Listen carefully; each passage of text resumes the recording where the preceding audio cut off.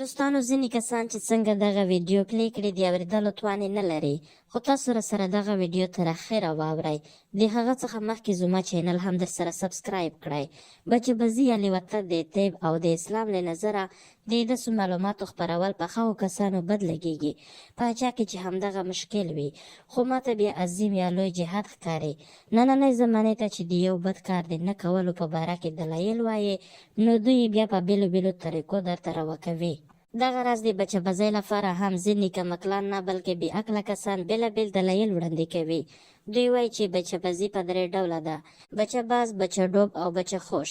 ځینې خلک یوازې د خوند او رنګ لپاره هلکان ګرځوي، ځینې خلک بیا د بدکارۍ یا لیوتت ورسره کوي، او ځینې وایي چې موږ یې یوازې له لرې نه ګورو او د نورو غوندې ورپسې غومبسه کیږو. نه، په هر حال کې په دغه کې یو ډول طریقه هم اول خو ټولنیز اخلاق دا ورسره نه مني، او بیا اسلام تر دې حده ټینګار کړی دی چې د بېګیري هلک سره یې یوازې سفر هم ناروا ګڼلی دی. که ویډیو مې راسره تر پایه لیدلې وي، د ښایسته او په زړه پورې ویډیوګانو لپاره زما چینل هم در سره سبسکرایب کړئ.